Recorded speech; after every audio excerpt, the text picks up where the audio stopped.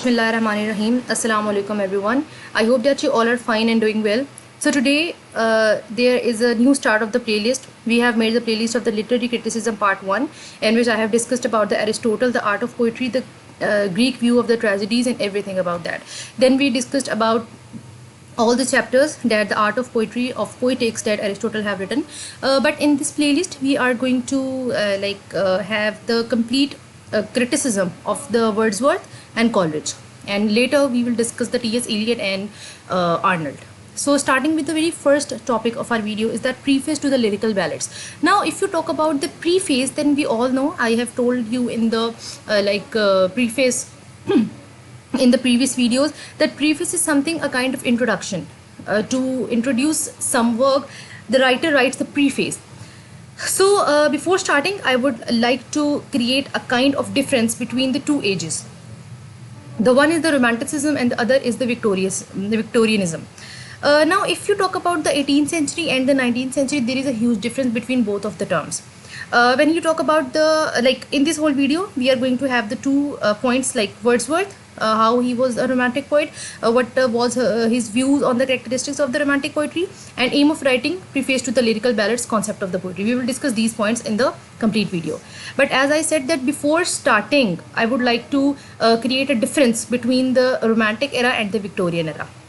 So you can see these are the simple the differences that you can write in your paper or in your exams कि ये points है जो कि इनका difference है. But मैं अगर आपको easy wording में बताऊँ तो रोमांटिसिज्म जो था वो बेसिकली एक रिवोल्ट था.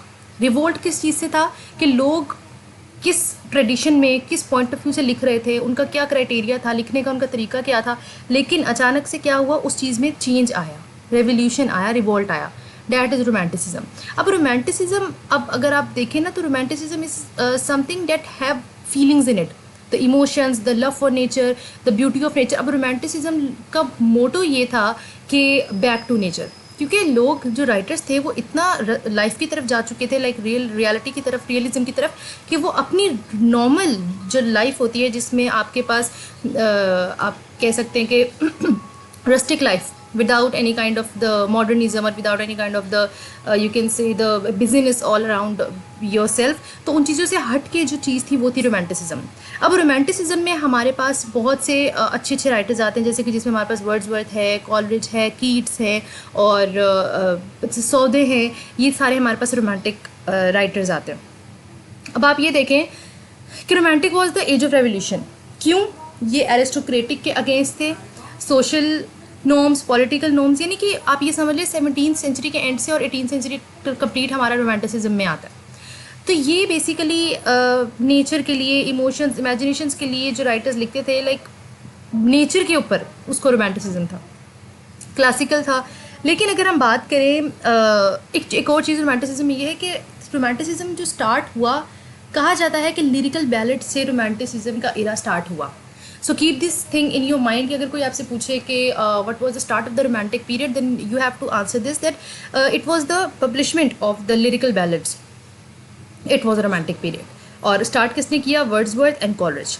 सो अब हम बात करते हैं ऑगस्टिन एज या विक्टोरियन एज, या फिर age of rationalism, age of translation. अब आप देखिए, ये एक नाम नहीं है इसका. एज ऑफ रीज़न है, एज ऑफ लॉजिक है. अब इसके अंदर ड्राइडन था, पोप था, डिफरेंट तरह के इसके अंदर यू कैन से राइटर्स थे जो कि सिर्फ रियलिस्ट राइटर्स थे. ठीक है.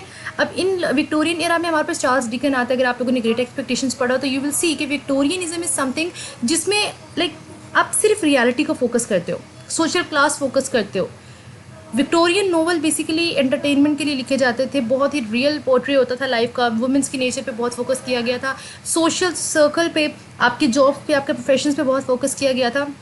ये सब चीज़ें विक्टोरियन में आती थी. हाँ, इसको हम एज ऑफ सटायर भी बोलते हैं, age of reason, age of rationality. And there is something that there was devoid of the feelings नहीं थी इनमें, क्योंकि ये जो भी वर्क लिखते थे वो it was full of reality.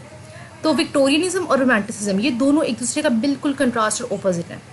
So in this video I was trying to explain the whole concept about the difference between the romanticism and the 19th century poetry. अब ये सारा मैंने इसमें डिफरेंस क्रिएट किया हुआ है, आप लोग इसको रीड कर लीजिएगा. That romantic period and the Victorian period are two notable periods in literature. The Romantic period was an artistic and literary movement that originated in Europe towards the end of the 18th century, while Victorian period is a period during the reign of the Queen Victoria. The main difference between the Romantic and Victorian period is that Romantic poets revered and adored nature, whereas the Victorian poets regarded nature as a more realistic and less idealistic angel. तो ये चीज़ें ज़हन में रखें. There is again a difference. ये सारा romantic period के बारे में. इसमें एक चीज़ इंपॉर्टेंट है, like emotions and imaginations are the hallmarks of the romantic poetry. And nature was the theme, the major theme. इसके अलावा हेलेनिज्म, सुपरनैचुरलिज्म ये भी इसमें इंपॉर्टेंट थे. अब यहाँ पे एक वर्ड लिखा हुआ है पेस्टोरल लाइफ. देखिए जो पेस्टोरल लाइफ का वर्ड है, it means anything that is related to the village life, तो उसको हम पेस्टोरल बोलते हैं. उसके अलावा नीचे के सब राइटर्स के नाम हैं. William Blake, William Wordsworth, शेले, Coleridge, Byron, Keats, ये सारे के सारे हमारे पास लीडिंग फिगर्स हैं रोमांटिक पोइट्री में. नेक्स्ट हमारे पास आता है विक्टोरियन. देखिए विक्टोरियन हमारे पास एक ऐसा लिटरेचर है, मैंने आपको बताया क्वीन विक्टोरिया के दौर में था, और ये एक बहुत ही डोमिनेंट रोल प्ले करते थे. कि जो लिटरेचर उस टाइम लिखा जाता था और उसका जो मेजर एक एलिमेंट होता था, मैंने आपको बताया वो रियलिज्म था. उसमें सिर्फ रियलिज्म ही बेसिक होता था. रिलीजन के बारे में, साइंस के बारे में, आपकी वर्ल्ड की जो यू कैन से सक्सेस हो रही होती है उस टाइम, जो आप मॉडर्नाइज कर रहे होते हैं, हर चीज़ के बारे में Victorian. Yes, I missed a point, industrialisation का कॉन्सेप्ट उसके अंदर था. फिर से यहाँ पर लिखे हुए हैं कुछ पोइट्स के नाम. रॉबर्ट ब्राउनिंग है, हार्डी है, हॉपकिंस हैं, टेनिसन, ये सब के सब हमारे पास विक्टोरियन पीरियड है. So this was all about today's video, and in the very next video we are going to start the lyrical ballads by the Wordsworth. Actually lyrical ballads लिखा था वर्ड्सवर्थ और कॉलरेज दोनों ने, लेकिन उसका pre phase जो है वो लिखा है वर्ड्सवर्थ. इसके बाद हम कॉलरेज का भी क्रिटिसिज्म पढ़ेंगे कि उसने अपने बायोग्राफिया लिटरेरिया में किस तरीके से वर्ड्सवर्थ को क्रिटिसाइज़ किया है, उसकी पोम्स को क्रिटिसाइज़ किया है, उसने पोइट्री की, पोइट की क्या डेफिनेशन दी है. और लिरिकल बैलेड्स में भी हम ये सब चीज़ें देखेंगे कि according preface to lyrical ballads में कि वर्ड्सवर्थ के अकॉर्डिंग पोइट का, पोइट्री का, इन सब चीज़ों का क्या पॉइंट ऑफ व्यू है. So we will start with the introduction of the Wordsworth in the next video. So until that, take care of yourself and Allah Hafiz.